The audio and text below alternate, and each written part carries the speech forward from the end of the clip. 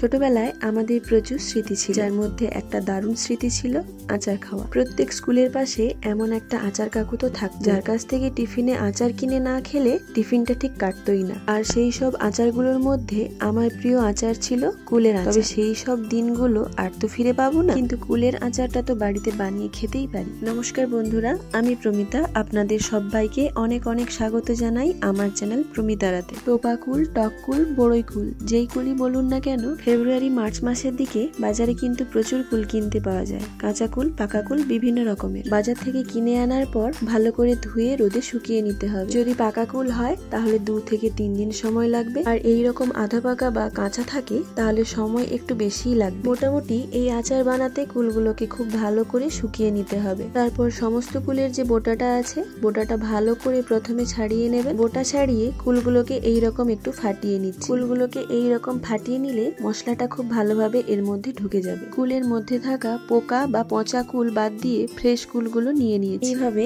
এক এক করে আমি সমস্ত কুলগুলো ফাটিয়ে নিয়েছি। তারপর একটা পাত্রের মধ্যে নিয়ে নিলাম বেশ কিছুটা গুড়। গুড়ের বদলে আপনারা চিনি দিয়েও বানাতে পারেন, তবে গুড় দিয়ে আচার বানালে কালারটা খুবই সুন্দর হয়। তারপর এইভাবে গুড়ের মধ্যে অল্প অল্প জল দিয়ে গুড়টাকে পাতলা করে নেব। আচার বানাতে একটা স্পেশাল মশলা লাগে। সেই স্পেশাল মশলা বানানোর জন্য একটা কড়াইতে দিয়ে দিয়েছি 2টো তেজপাতা আর 3টে শুকনো লঙ্কা। তারপর দিয়ে দিলাম 5 ফোড়ন আর কিছুটা পরিমাণে জিরে, আর দিলাম 4টে এলাচ। আচারের মধ্যে এই স্পেশাল মশলাটা দেওয়াতে আচারের টেস্টও যেমন দুর্দান্ত হবে, তেমনি গন্ধও দুর্দান্ত ছড়াবে। তারপর সমস্ত মশলাগুলো ভালোভাবে ভেজে নিয়ে একটু ঠান্ডা করে একটা মিক্সিং জারের মধ্যে দিয়ে আধ ভাঙা করে গুঁড়িয়ে নেব।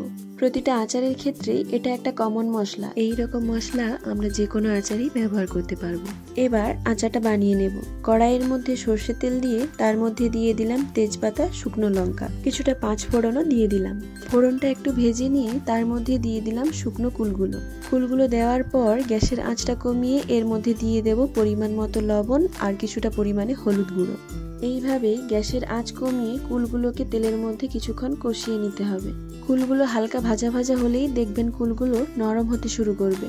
তারপর ওই কুলের মধ্যেই দিয়ে দেব আগে থেকে তৈরি করা গুড় জলটা, যেটাকে আমি ছাঁকনিতে ছেঁকে নিয়েছি। আপনারাও চেষ্টা করবেন গুড়টাকে ছেঁকে নিতে, তাহলে গুড়ের মধ্যে থাকা নোংরাগুলো আচারের সাথে মিশে যাবে না। এখানে আমি 1 কিলো কুলের মধ্যে 300 গ্রাম গুড় দিয়েছি। কুলগুলো এতটাও টক নয়, তাই খুব কম পরিমাণেই গুড় লেগেছে। আপনারা আপনাদের পরিমাণ মতো চিনি কিংবা গুড় বুঝে দেবেন। এইভাবে বেশ কিছুক্ষণ গুড়ের মধ্যে কুলগুলো সেদ্ধ হয়ে গেলে যে স্পেশাল মশলাটা বানিয়ে গুঁড়ো করে রেখেছিলাম সেটা এর ওপর দিয়ে দেব। তারপর নামিয়ে ঠান্ডা করে পরিবেশন করুন। এইভাবেই তৈরি হয়ে যাবে টক ঝাল মিষ্টি মুখরোচক জিভে জল আনা টক কুলের আচার। আমার মতো আপনারাও এইভাবেই আচারটা বানান আর ছোটবেলার স্মৃতিচারণ করতে থাকুন। ভিডিওটা কেমন লাগলো অবশ্যই কমেন্ট করে জানাবেন। ভালো লাগলে লাইক, কমেন্ট, শেয়ার, সাবস্ক্রাইব করতে ভুলবেন না। আর ফেসবুক, ইনস্টাগ্রাম থেকে দেখে থাকলে পেজটিকে ফলো করে পাশে থাকার অনুরোধ রইল। আজকের ভিডিওটা এই পর্যন্তই। দেখা হচ্ছে পরবর্তী কোনো নতুন ভিডিও নিয়ে। ততক্ষণ পর্যন্ত ভালো থাকবেন, সুস্থ থাকবেন। ধন্যবাদ।